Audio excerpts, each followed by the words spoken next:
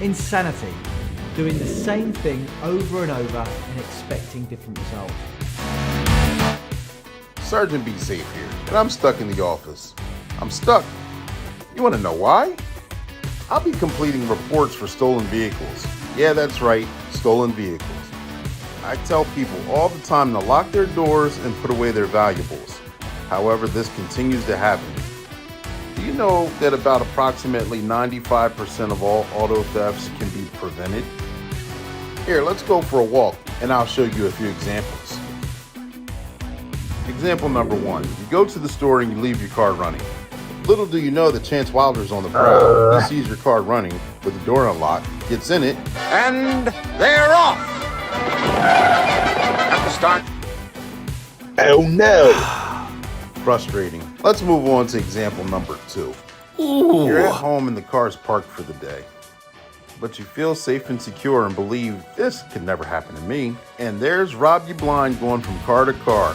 Just got caught though. Poopa, be safe. Hands up. You're coming with me. Ooh. People leave their car doors unlocked, and believe it or not, their keys in them. Here's video footage of someone going onto someone's driveway and entering their car, and guess what? Stealing that too. Even if you don't keep your car key, don't keep your spouse's key in the vehicle either. Believe it or not, they park right beside you. So therefore, take the extra step, lock your vehicle, and take your keys inside. So here's a little bit of information for you. If your car is ever stolen, and then I find it and recover it, it's usually not in the same condition that it once was. It could have been involved in a motor vehicle accident because of joyriding, or just have more dents, scratches, and damage on it. You'll get an incident report and a tow bill. Your insurance company may cover the towing and recovering fee, but you could also have to come out of pocket with some extra expenses. So now let's move on to example number 3. Parking lots at major businesses are prime targets. Lock your doors, put valuables away, park in well-lit areas, and definitely do not, I cannot stress it any harder, leave your vehicle running in the parking lot. Because no matter how many times Rob You Blind and Wild Chance go to jail, they will always take advantage of a prime opportunity to take your valuables or steal your vehicle. Don't be an easy target. Hands up, you both are coming with me. Ooh. These are just a few examples of how you can protect yourself and be vigilant with your property. And that's your tip of the day to get you on your way.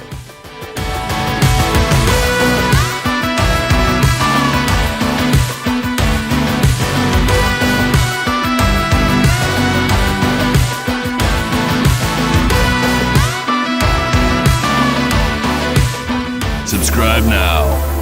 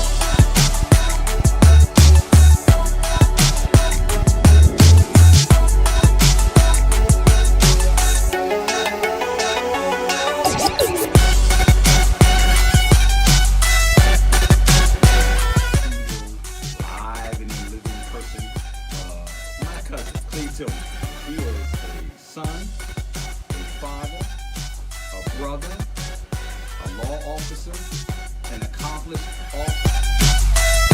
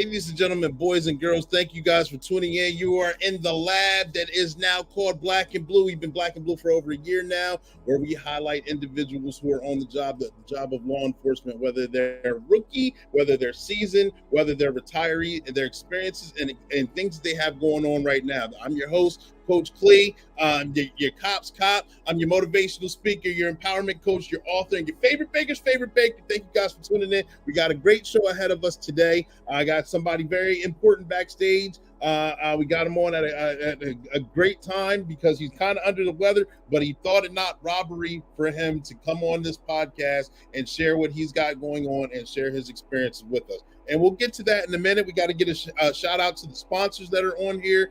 You see them in the description box. You also see them in the comment section.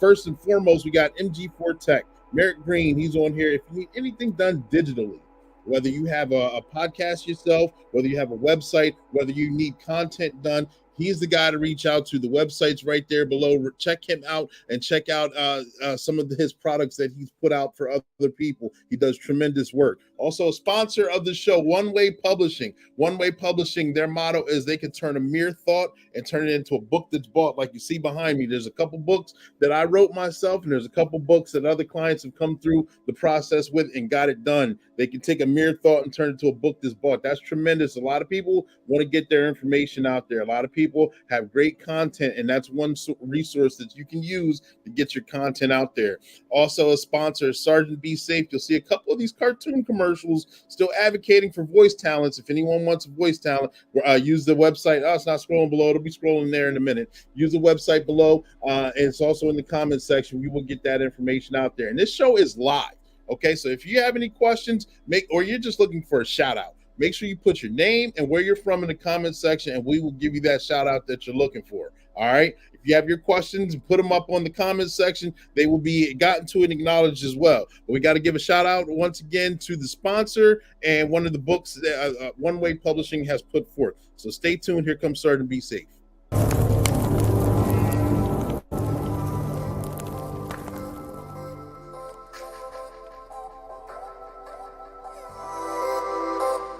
Hi, I'm Sergeant Be Safe.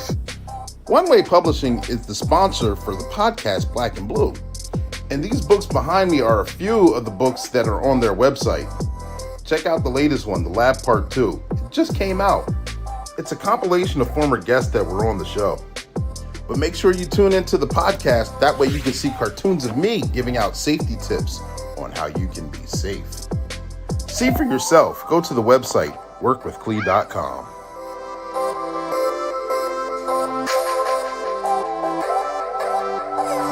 Subscribe now.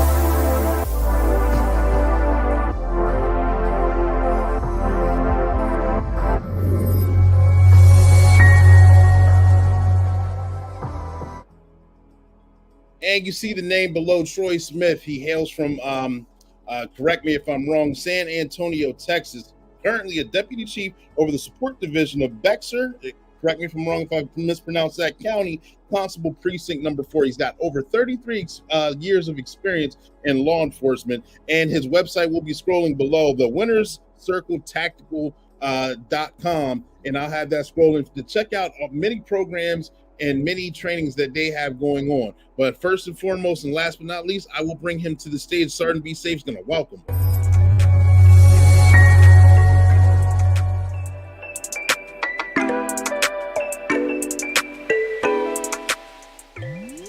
Hello, this is Sergeant Be Safe, and I want to welcome all you viewers and our very special guest to Black and Blue.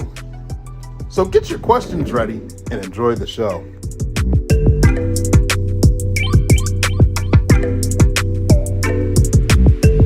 Film Pack. Subscribe now.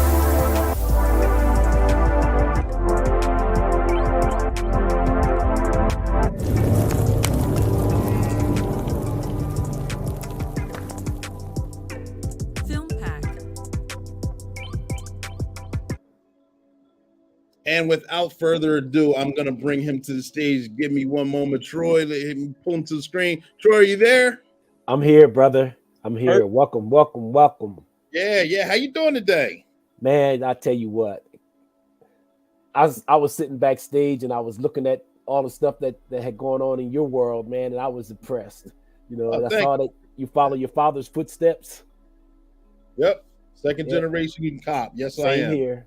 My father Okay. was the chief of police in New Jersey, man, and I Okay. never thought I would do that. And lo and behold, what did I end up doing?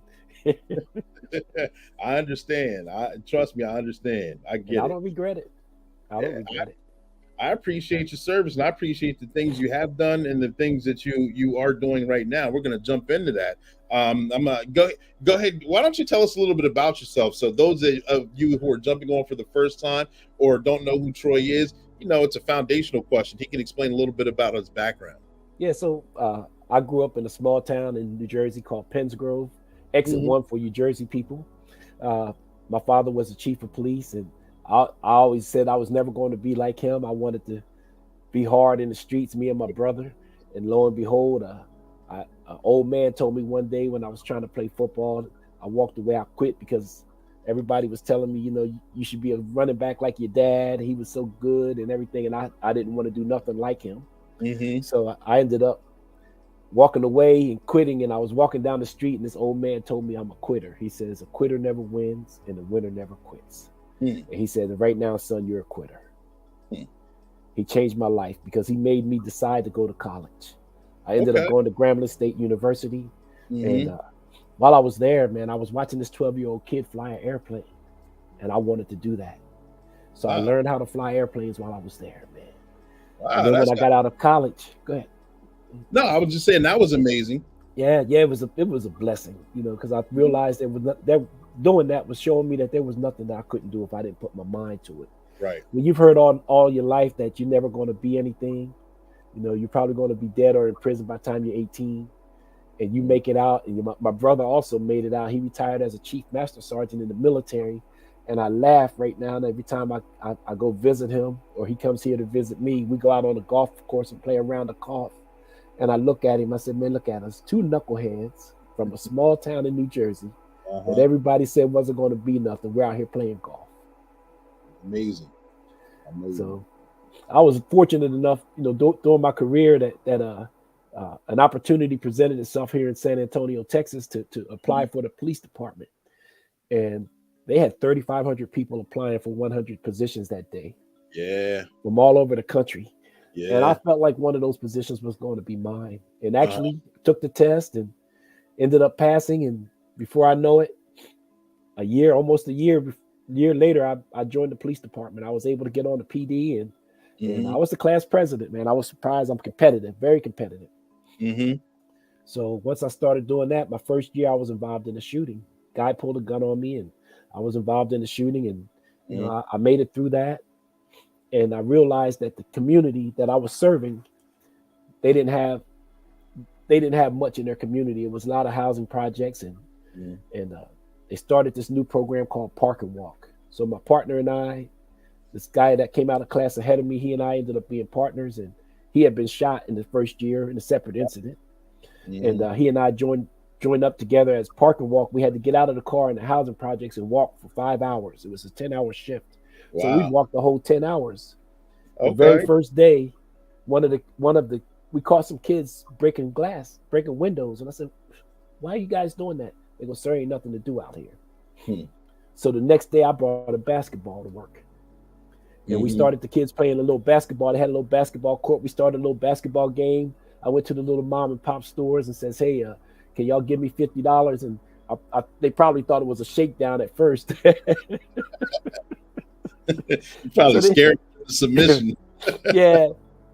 So they gave me the $50 and I went and bought some shirts with the store's name on it and gave them to the kids. And we started a little basketball program in the housing projects. And I told the kids, I said, hey, that's your store. Don't let nobody tag it. And so all that stopped. The community started rallying behind it. And then I knew about the police athletic league. So I talked to the chief of police and says, hey, we'd like to do this. He said, Troy, we don't have any money, but you and Ruben go ahead and do it. Okay. So we started it, and the first person on our board was David Robinson's father. Oh, wow. Okay. And so once he got on the board, I ended up getting the top 20 businesses on the board, and we never had to worry about money. All we had to do was run the programs.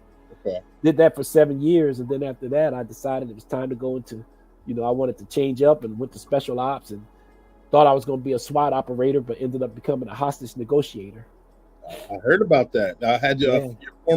a former friend and coworker on the show a few months back doing the same thing. Yeah, Barbara. Yeah, Mhm. yeah, good friend. Her and I used to do it together. She had more time than I did. I did 7 years. I had what they called a 7-year itch. Every 7 years seemed like I wanted to do something different.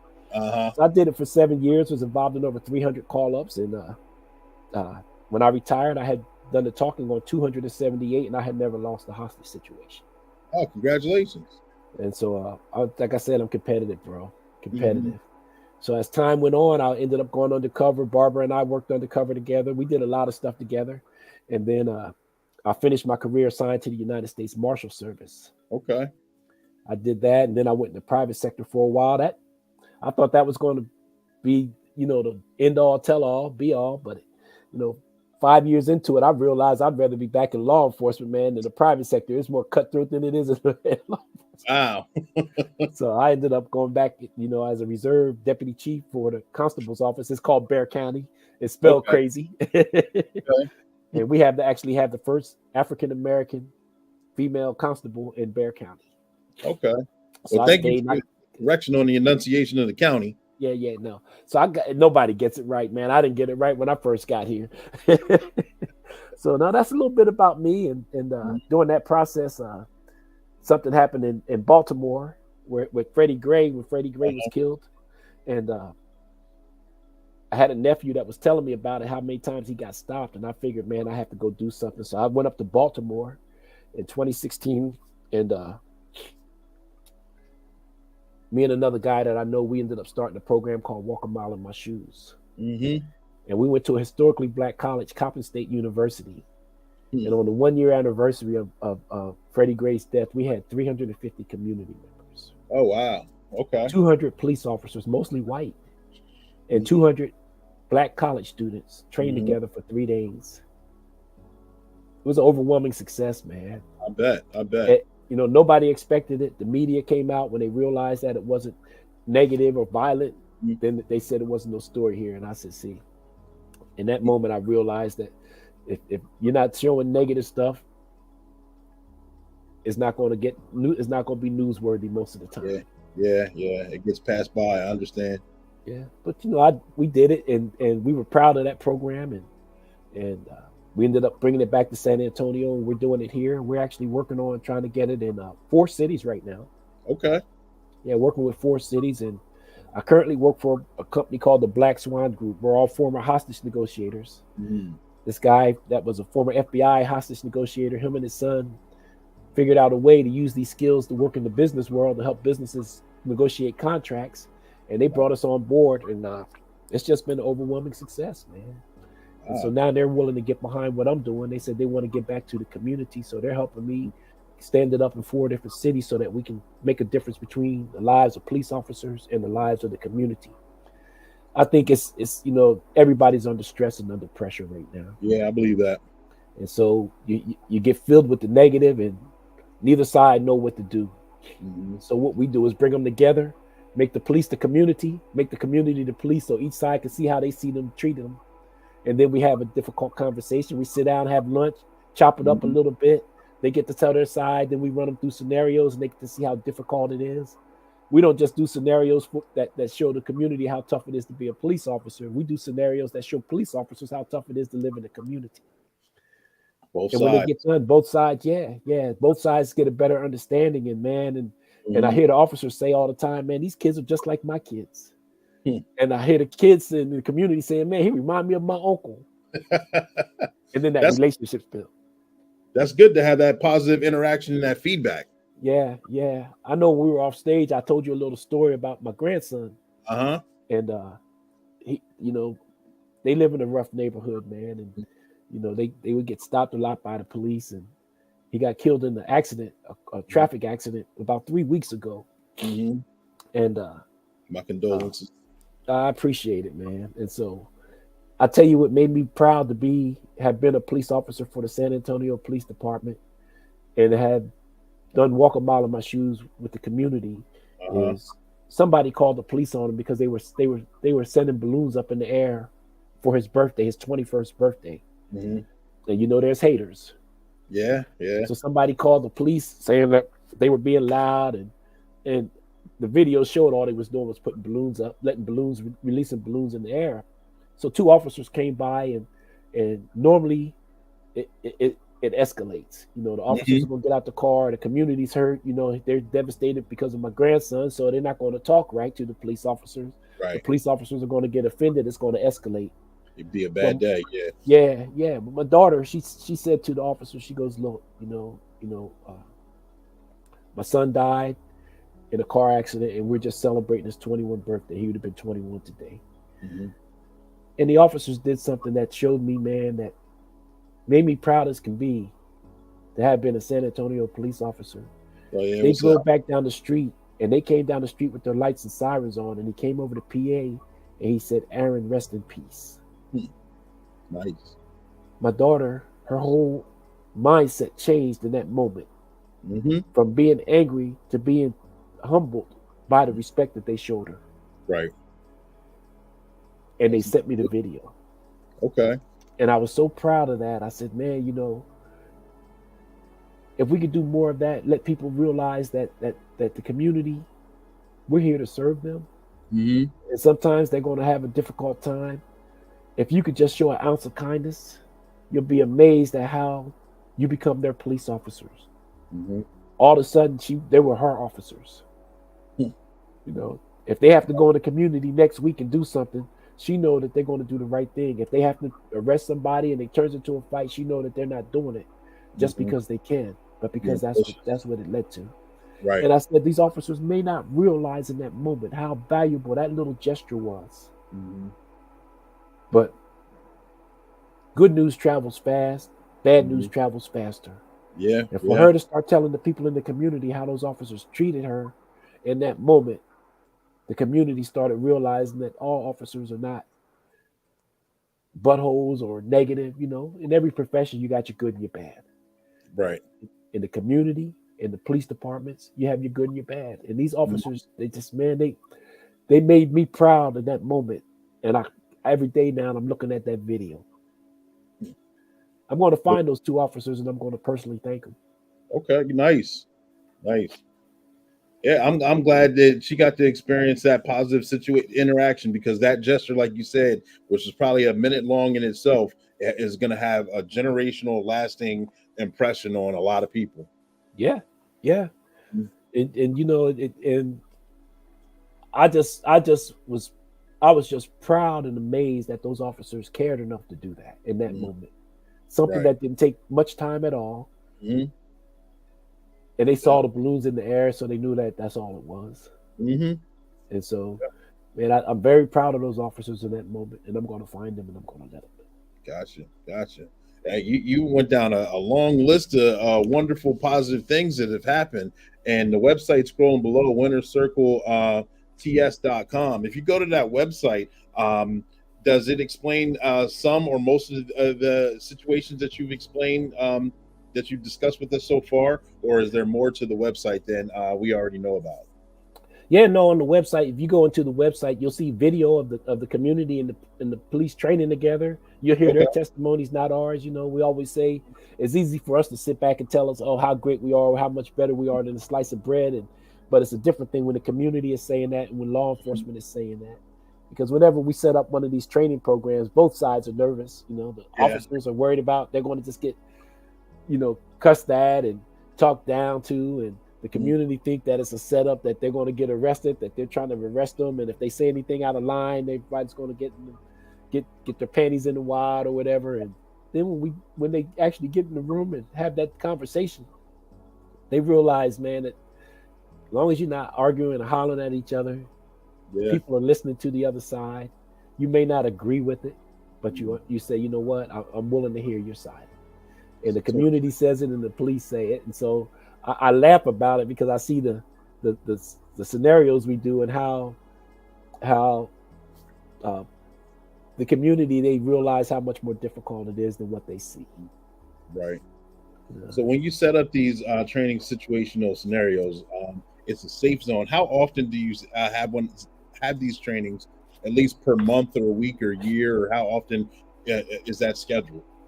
So we were relying on funding, and we had several companies that donated a little bit of money, and we were able to go out and the money would run out pretty quickly, because what we do with the funds is, you know, we give them shirts, and this is one of the shirts. It has a different letter. I just Okay. showed you the shirt, and that's their ticket to get in for the year. So Oh, okay. everybody, the police officers, the community, get a shirt when they go through the program, and then Mhm. there's a QR code on the back. They can scroll on it, they can click on it, and they can see what activities we have coming up. Mhm. Because after we actually do the training sessions, we actually do a community-based uh, uh, activity. Like, we'll go to Top Golf, we'll take over Top Golf, and the police Oh, and that's the community would hit golf balls together, and they'll get to have that one-on-one conversation with the police officer, 4 or 5 people. And Mhm. they'll get to see them acting up, cutting up. The community police will get to see them cutting up, and everybody's having fun, and it works. It just works. And so throughout the year, as long as they have their shirt on, they can go to all the activities we have, because everybody wears the same shirt, but it's different letters. It spells the Mhm. word respect. So they actually have to find 6 other people with the different letters to spell the word respect, and whoever can do it the most times and know something about the other people that they're talking to, they win a gift card. Wow. That's creative. I like that. So it forces you to be social and learn about other people. Yeah. And we all look alike, because we all got on a black shirt with the white letters that says a T, RESPECT. Each one of them is a different letter. So now they have to go and communicate with somebody they normally wouldn't talk to. Sometimes they don't even know if it's a police officer. Hmm. So it works out. And then throughout, we've done about 3,000 people so far. And so that was going back to the question you asked me, how often do we do it? Mhm. Coming up in 2023, with the help of the company that I work for, the Black Swan Group, my goal is to do it in 4 cities, 8 months, for 8 months, every week in one of the cities. Every city, the 4 cities will have 8 sessions, and then the police officers will keep it going. And then, every quarter we'll have all the cities doing the same thing, like taking over a bowling alley Mhm. and letting everybody bowl and have fun. And we pay for everything. We pay for that. We pay for the food, because a lot of these community members don't get to eat, especially when they're out of school. Right. And it's amazing, because we've had people from age 70 on down going through the training, and they love it. It's not just the younger generation. We have middle-aged people, and we have the elderly coming out, and they all enjoy it when they get a chance to spend time with the officer and get to know their officer. Yeah, I believe it. I believe it. Not just walk a mile in my shoes. I went to the website. I saw that you guys have drug interdiction, mental health crises, and active shooters, and so many different things along there. How do you bring in instructors, or do you have former law enforcement officers that kind of give scenarios, or how do those classes or trainings work? Yeah, we work with the different agencies that do that. There's different people that have set up these kind of courses and stuff, and we just bring them in. You don't want to be a jack of all trades. You want to use the people who have the most experience, so that everybody get the best training possible. Mhm. And so over the 33 years, I built relationships with a lot of different law enforcement agencies, and even community drug interdiction people, from the civilian side, because we're not all knowing, and we bring them in, and I tell them all, just know that it's going to be raw. They can ask you whatever they want to ask you. Be used to that. Get used to that. Yeah. And they do. And then they're surprised at some of the questions that come out. But if somebody's asking, they normally really want to know. Mm-hmm. That's what makes it work. Yeah. And if one person's asking it, at least 5 other people are thinking it anyway. Yep. Yeah. So and that's how we do things. We have a structure, but it's loose. Mm-hmm. I don't have no PowerPoint presentation that's so regimented that you got to sit there and listen to stuff that you don't want to listen to. We talk about the topic of the day. For a while, we were talking about George Floyd. We talk about what's going on in the world today.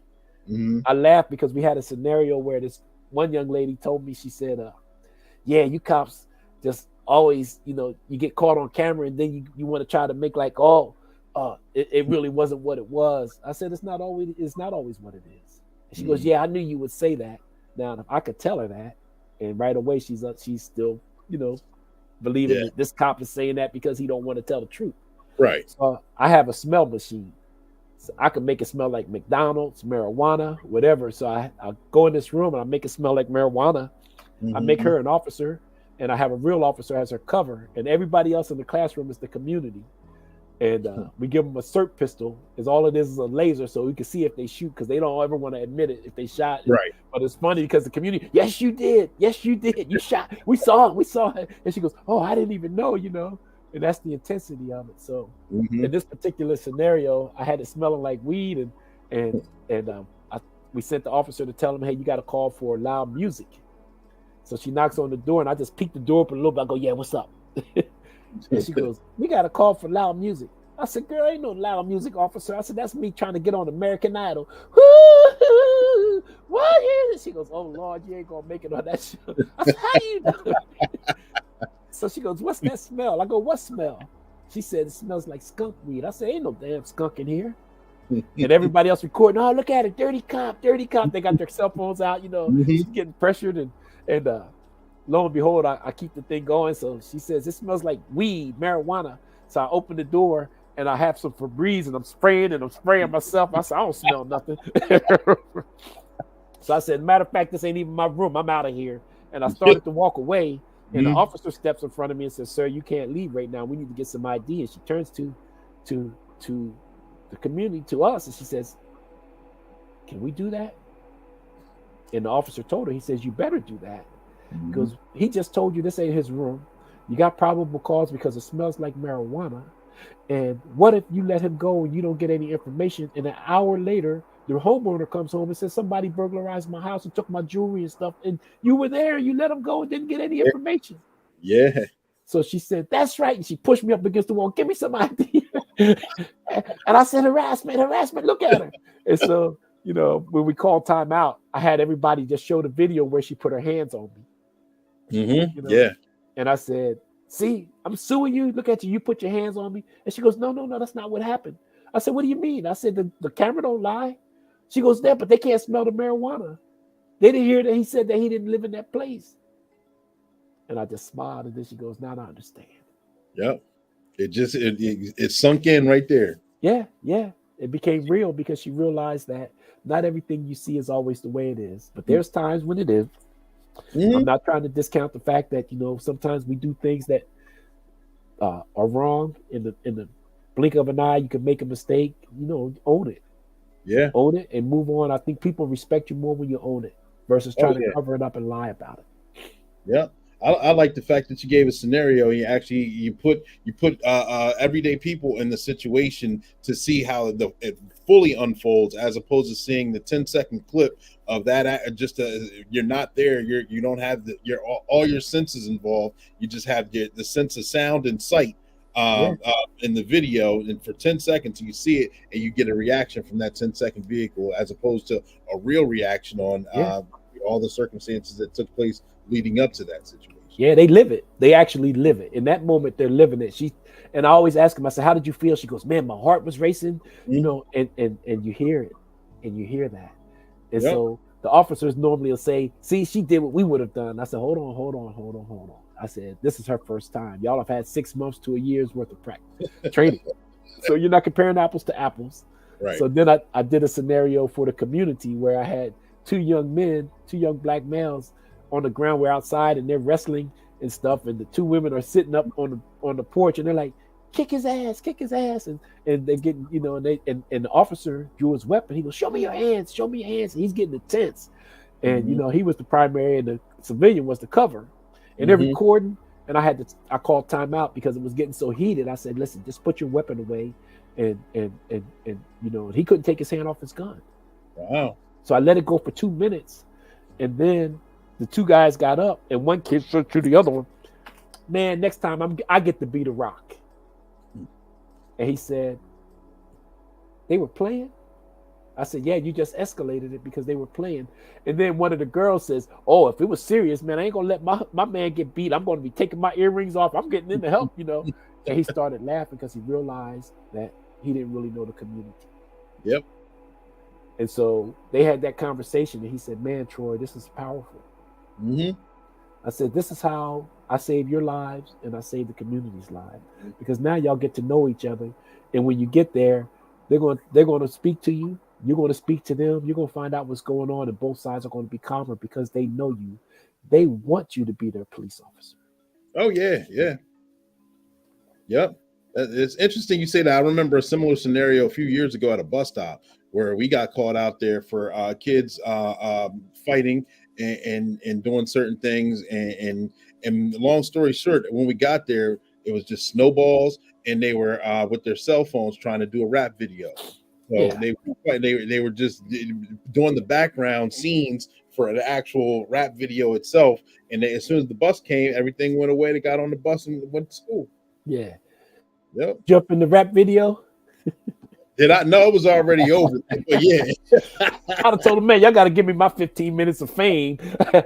I'm gonna hit you with a couple of doo-wops. Yeah, nah. You would have been better than me. They would have had me on a filter, and they would have done something to me. I'd look crazy on there. So me too. That's why I said that's a rap. You know, they would have said that's a rap. Yeah. But they would have respected you that you came in there and you realized what was really going on, and you didn't put them in a situation where it escalated.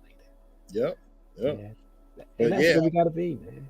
We're gonna pause for the calls. We got Sergeant Be Safe, and then we're gonna come back, and there's another topic that we talked about when we were on the phone a few weeks ago that I want to talk about as well. But stand by, ladies and gentlemen. We'll be right back.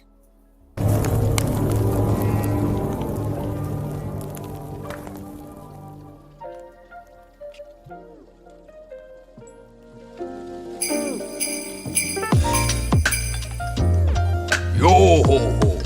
Disguised as one of Santa's helpers, I'll steal these presents from right under his nose. Now hold it there, you little fake elf.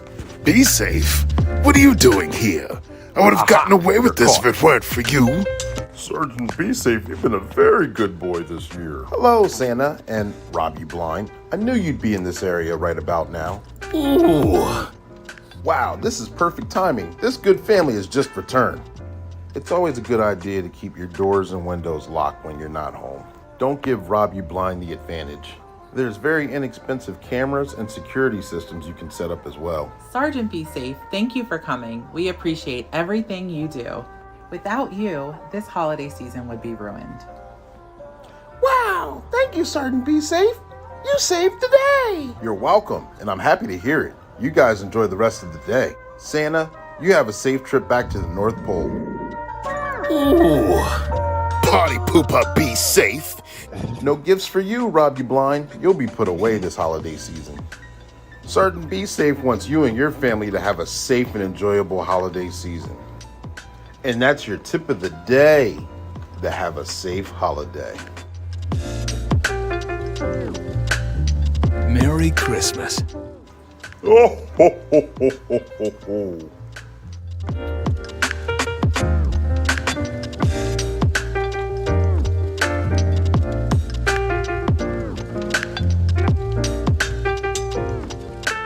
Subscribe now.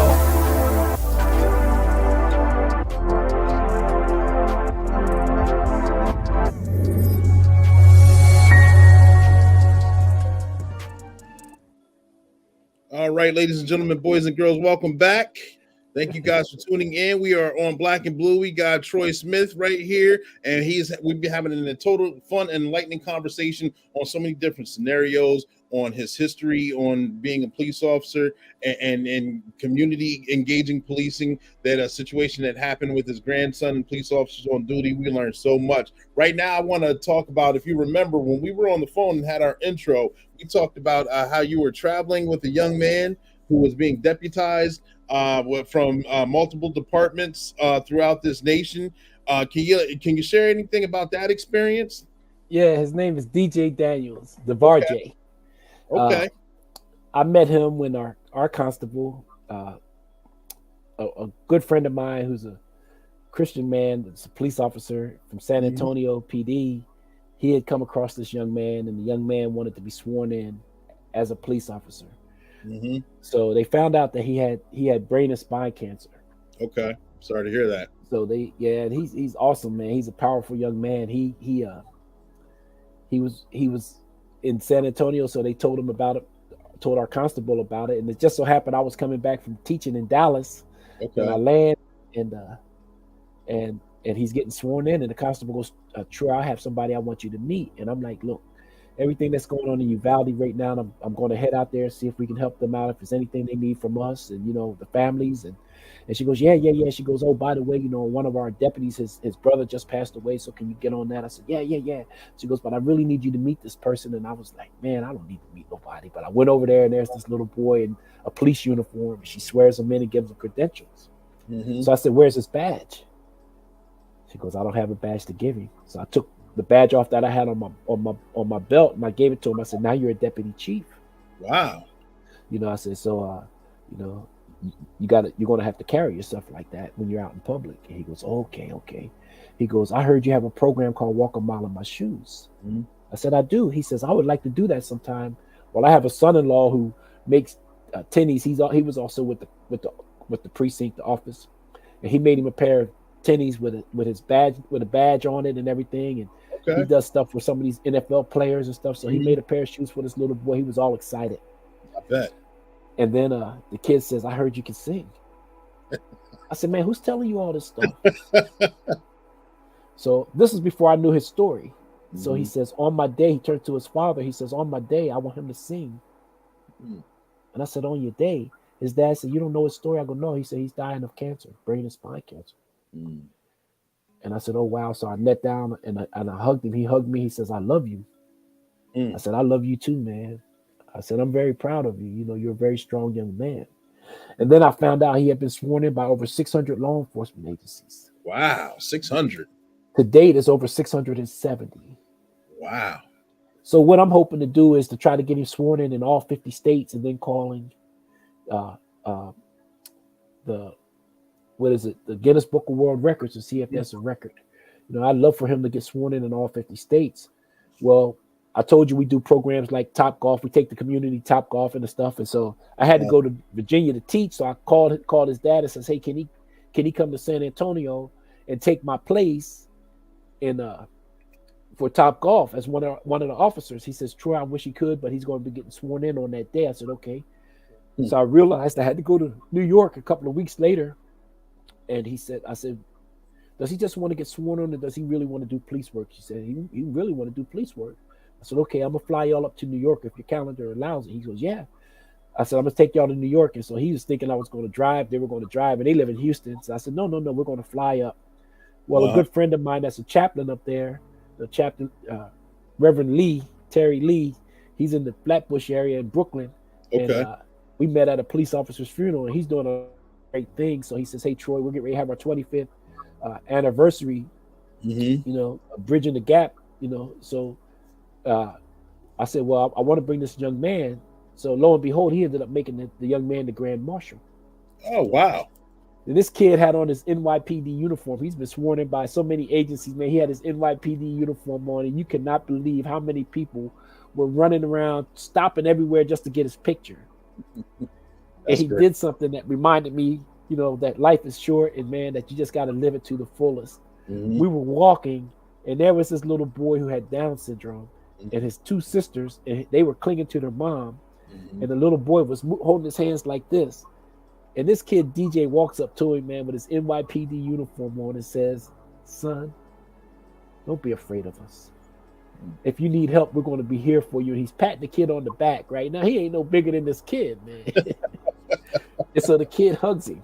And so the two little girls come out, and the mom is like, getting ready to cry because she can't believe these kids are, seeing the police in a different light. Yeah. So he turns to the little girls. He goes, man, y'all are such precious little girls. And about that time, he has a blue, a blue training pistol in his holster. So the kid touches his holster, his gun. He smacks his hand and goes, son, that's not a toy. This is a tool that we use. I had to turn away. I was laughing so hard. And I said, man, this kid is a police officer. The real deal. Yeah. And everywhere he goes, man, he leaves a lasting impression. I call him love, man, because everywhere he goes, all he does is he creates positive and love between the community and the police. Mm-hmm. And DJ Daniel. Shout out to him. Shout out to Shayla. She's all said priceless moment, which is true, because I mean, to actually witness a moment like that for a kid who's terminal, to speak to another kid, during a parade or an incident, and to have a real serious moment is a big deal, and that's something you can't make up. Yeah. So he has my badge number, and Nice. I talked to the constable and I said, no matter where I'm at in the world, when that day comes, if I'm still alive, I'm going to fly back to San Antonio because they want to have it here in San Antonio, and they have a church here that holds about 5,000 people. Okay. Every agency that swore him in said that they would send their honor guard team here for his funeral. Okay. That's going to be probably 10,000 officers. Wow. I was just floored by the outpouring of love in the community. Also, they're like, man, I have a guy that I work with, in the private sector, that for the company that I work for, the Black Swan Group. And man, this guy is such, he heard the story, and matter of fact, he texted me yesterday. He goes, "Hey Troy, does he need anything for Christmas?" Wow. And he made a donation of $10,000 to keep the program, to be able to help get him around the country to do these deals. Wow. So I know that his dad started a foundation, and I don't know what the name of it is. However, I'm trying to make sure that we can raise enough to get him to all 50 states. He's been sworn in by 5 or 6 states only, and that many agencies have sworn him in. So I was coming up with a strategy. I said, maybe we get the funding, or get some of these hotels and airlines to help out. But everybody and their grandmother says, somebody that got cancer or dying or something, everybody's asking for something. So I try not to do that. I try to do it on my own, give what I have. And I just want to see this young man go around to all 50 states, and once people meet him, they'll see how much of a difference maker he is. I got you. I hope someone on here who's listening, or someone who's going to watch the replay, hears that, and they can help out too as well, and we can make that thing happen. It still got 45 states to go, correct? Yes. And I got Barbara here. Yep, she's on. There you go. Yeah, that's my girl, man. Her and I have a lot of stories to tell. That woman is one of the smartest women I know. The other one is my wife. My wife is a retired police officer also, and man, she supports everything I do. We do everything together. When people meet us, they always say we seem like newlyweds. I laugh because I tell everybody, I said, I'm probably a 4, but I grade myself on a curve, so I gave myself a 5. I said, I know my wife's a 10, so I ain't going nowhere. I got it. That's good. That's good. And shout out to Barbara Thomas, former guest on the show. She's the one who actually got me in connection with you. So without her, you and I probably wouldn't be sitting here right now. Well, I'm going to start following you, man, and I'm going to put it out to every officer that when we do the trainings, I'm going to put it out for them to start getting behind this program. I think what you're doing is phenomenal. You're making a huge difference, and don't ever stop, man. I tell you what, every little bit that we can do to change people's perceptions, and even change the mind of the officer sometimes, I'll take it. Yeah, I appreciate the accolades. I appreciate the shout out, and right back at you. Just by having the website and the training program. Just one of my questions I was going to ask was the in 21st century policing, modern policing. How do you feel that we can engage the police department, law enforcement agencies can engage the public, and the public can engage us? And meet on a more better and challenging platform where we hear each other. But you already answered that question before I even asked it, just by the scenarios that you give. You put on live scenarios and put both of them, switch roles, and in role switching, you gain a better understanding, and gaining understanding, you gain respect, and that's what's written on all of your shirts. Yeah, and it's funny, man. That when the officers go through it, some of them don't really want to do it at first, but the San Antonio Police Officers Association, they got behind the program, and they sponsor every officer, and every officer that go through it, they get 8 hours of what we call T-code credit, the state agency that regulates the law enforcement. They get 8 hours of T-code credit for that. Okay. So it helps them in their law enforcement career, but more importantly, it bridges that gap between them and the community. Yeah. And you know how it is. Officers going from call to call to call to call, and then they think everybody's out to get them because they're frustrated because they're answering calls that sometimes the community asks them to come out and handle it, and then they don't like the way it was handled, and it escalates. They're worried about their career, their job, their families, and I tell you guys, I want every officer that's listening to this, if you're struggling, man, get some help. Talk to somebody, let them know that you're going through some stuff. Well, we've had 6 officers commit suicide in a matter of maybe 2 months. Yeah, wow, I'm sorry to hear that. That's a number. And we're in a profession, we all know this, we're in a profession where you don't want to do that because it shows signs of weakness. If you reach out for help. Yeah, you reach out for help, but it's not weak. It takes a strong man to say, hey, I'm not at the top of my game, I need that help. So don't be afraid to do that. Nobody's going to look down on you. You chose a profession and a career that is sometimes thankless, but it's something that you chose. Yeah. But you can leave at almost every situation and realize that you changed somebody's life for the good. And we need you at the top of your game. We need you to be mentally fit. We need you to be physically fit. And we need you to be morally fit. I like that.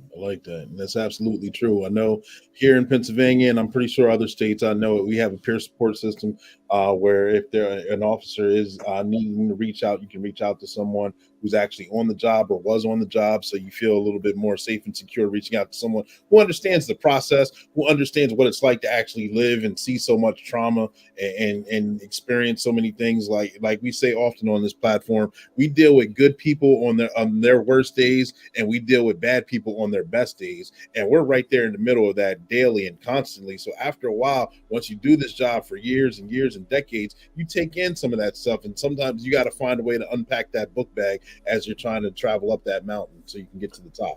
Yeah. And when I realized that there were times that I was getting that way, I'd take vacation.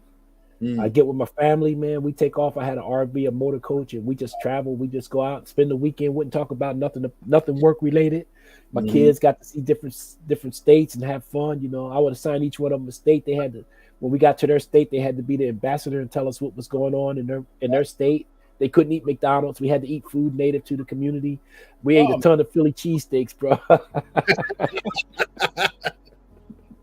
Did you enjoy those, or did they get redundant after a while? Nah, man. I'm a Jersey boy at heart, man. I grew up in Jersey, so man, when I come back to Texas, if I flew to Jersey in the morning, there was a place that I would go to. This guy would open up at 6:00 in the morning if he knew my flight was at 8.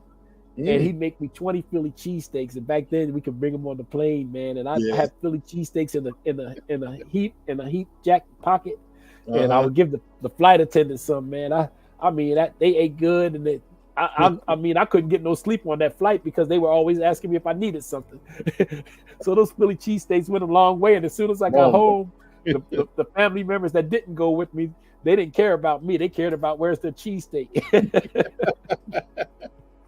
So how often did you travel while you're going from either event to event, or while on the job, or we're going from training to training? Do you travel often, or is it more, does it pick up more often during, I would say, the spring and summer months? Well, the good thing about it is the company that I work for, we're working it out right now where the cities that I go to, and I'm flying almost every week, man. The week that the Queen died, I was in London.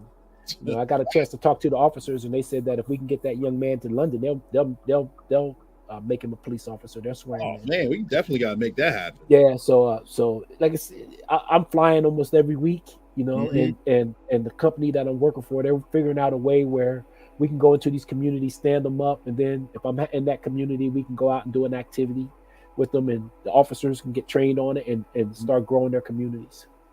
So it's no set time limit, man. I look at my calendar right now, and 2023 is getting really full. Okay. So I'm happy for that. And to know that this company that I work for, the Black Swan Group, has gotten behind me, and several of the people that I coach in there, they've gotten behind me. Like I said, everything happens in time. Don't be in a hurry. It's on God's time. And he's if he leads you to it, he'll see you through it. Yeah, absolutely. He's led me to it. Good. Shout out to Shayla. She says she loves the support. She's been listening in. I appreciate that. Barbara again. She says, yes, Troy is my brother from another mother. He is awesome. And Jimmy Jamad's on here saying that this is awesome as well. And stay tuned, ladies and gentlemen. We're going to take for a brief break right here. Certain Be Safe has to say his 2 cents, and we will come right back. Stay tuned.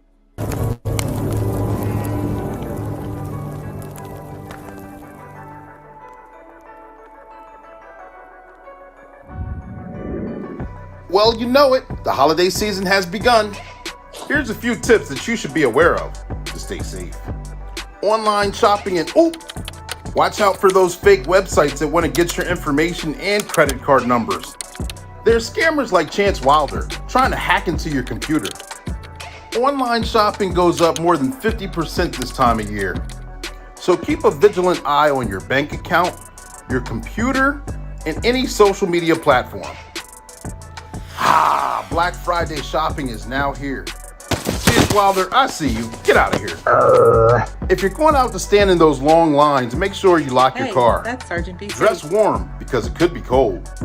Show the holiday spirit and be courteous to other people in line. Remember, first come, first serve.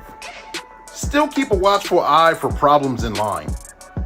And once you finally make it inside to the store or mall, well, there's Rob You Blind. I guarantee he doesn't have the Christmas spirit. Rob You Blind is on the prowl, so be mindful of your purses, your bags, your cell phones, or any other personal items that you may sit down. And if you happen to see a crime, report it. Sergeant Be Safe, that's your tip of the day to have a safe holiday. Party pooper, be safe. I can't believe people are so gullible. 10-4, over and out.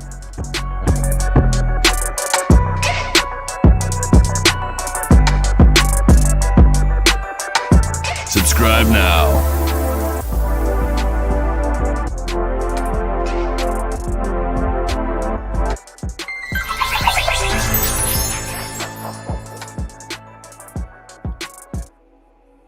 Welcome back, ladies and gentlemen. You are in the lab with Black and Blue. We got our special guest, Troy Smith, right now. We're having a tremendous and wonderful conversation. I kind of want to change gears on the next question I'm going to ask. I've been asking this question a lot lately.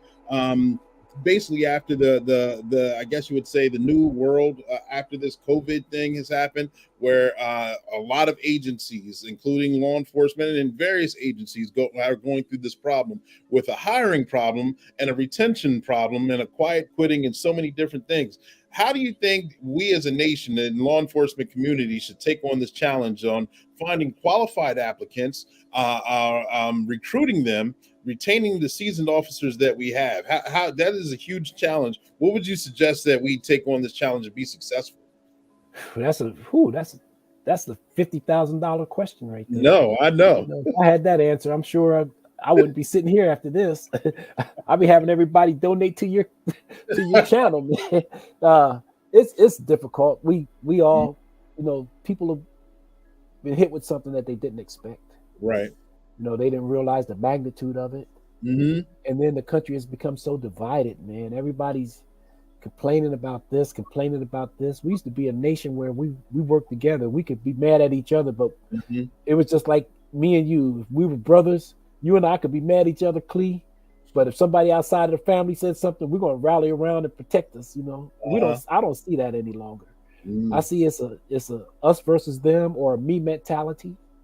And I feel like the veteran officers have been beat down so much now. They're worried about their careers, their jobs, that they don't want to be here any longer.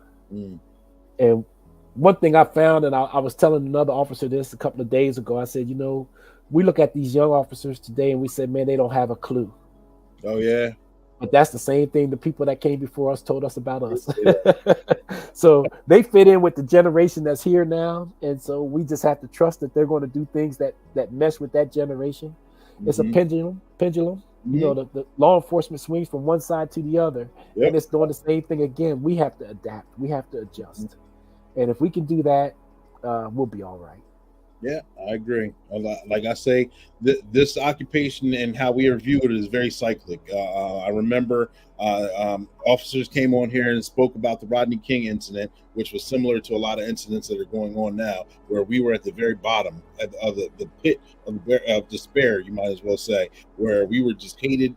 We got cussed out, we weren't liked, and eventually we get back to that medium. That's normally the home area where we're appreciated, but we're not sought out for unless we're specifically needed. And then there's times that I know I wasn't on the job at the time, but when 9/11 happened, and then coming out of that, we were at the very top. Where thank you for your service, I appreciate everything you do, and things along those lines. So it goes from one cycle to another, and it seems like we were at the very bottom, and we're slowly coming back up to at least the common medium, where it's nice to be there, but I mean, if we're not needed, then it's nice to to be seen but not heard, or to be in that kind of atmosphere. Yeah. Yep. I talk about that in the training. I talk about how at 9/11, the country was so scared that we could actually violate people's rights, and they were okay with it because they wanted to feel protected. Then 2007, 2008 came around, and we were conditioned that we could be a little more forceful, and people were respectful and would tolerate it. And then when the stock market and the financial industry started crashing, people forgot about that. They were like, "Look, man, I don't have no pension, I don't have this, my money's gone." Excuse me. And so that affected them, and they didn't care about it. But we couldn't change. Right. We still had that 9/11 mentality. And so, like we said, it takes time. It's a pendulum. It'll get back to where we're respected, but we have to earn it. Yep, absolutely. We have to earn it. And the mental health side of it is going to be important part. Oh yeah. Because COVID shook up a lot of people. Absolutely. And I know, ladies and gentlemen, boys and girls, those of you who are on and watching the replay, Troy's on here. He's not feeling too well. Shout out to him for making it not robbery to the reschedule or anything. He's on here now. He's giving of himself. So therefore, I said we'd stick to about an hour. We're pretty much going over that. But however, I want to give him the opportunity where if there was something that I missed, or through the course of conversation, if there's something that he remembered that he wanted to get out there, Troy, if there's anything else that you would like to say, the floor is yours. Well, first of all, I'd like to say, Clee, don't stop doing what you're doing. Thank you. I love the program. I love what you stand for, brother. Secondly, community, know that the majority of the police officers, 99% of us, are going to try to do the right thing every chance we get.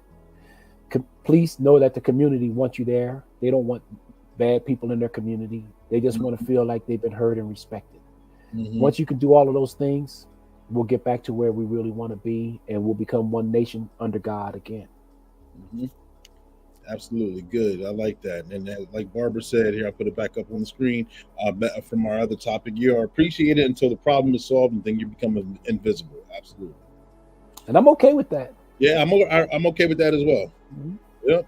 Hey, Troy, I appreciate you. I definitely hope DJ, his name's DJ.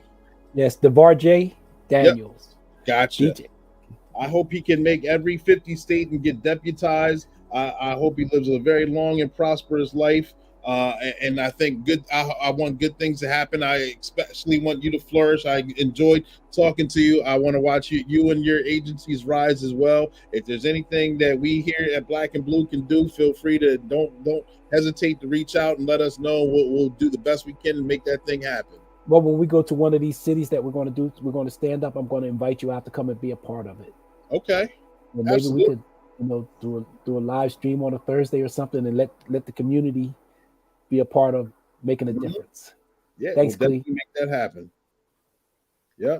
Thank you, guys. Ladies and gentlemen, boys and girls, thank you for tuning in. We go live weekly at 7 p.m. Eastern Standard Time. Make sure you guys tune in. We have a special guest coming to the lab next week, right after Christmas. I don't want to give it away who's going to be, but tune in. It's going to be a lot of fun. Stay safe. We love you. 10-4, over and out.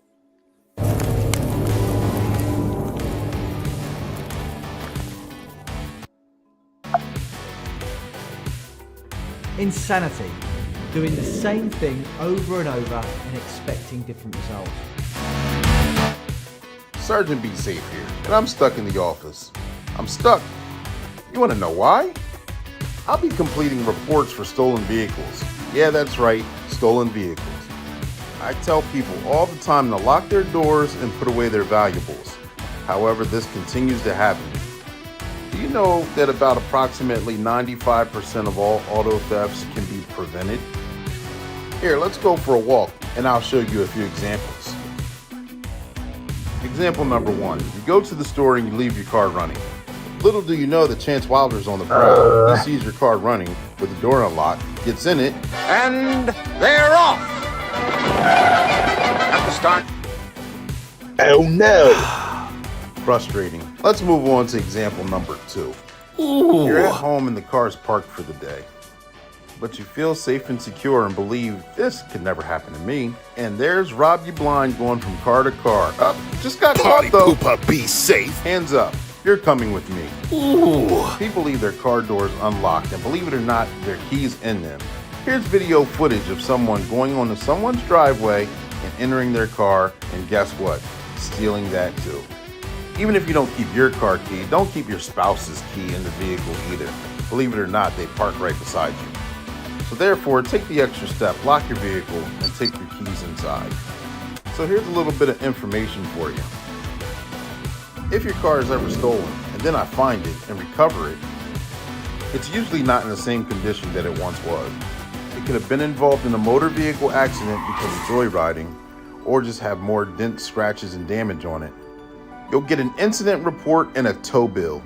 Your insurance company may cover the towing and recovering fee, but you could also have to come out of pocket with some extra expenses. So now let's move on to example number 3.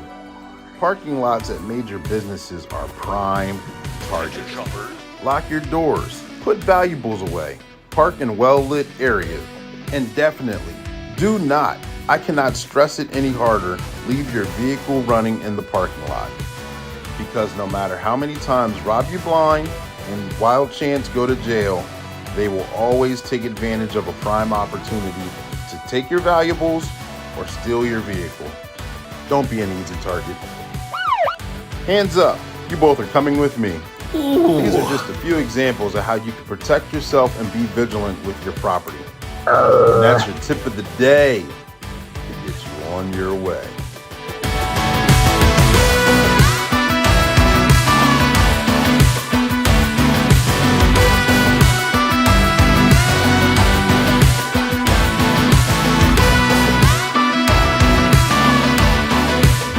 Subscribe now.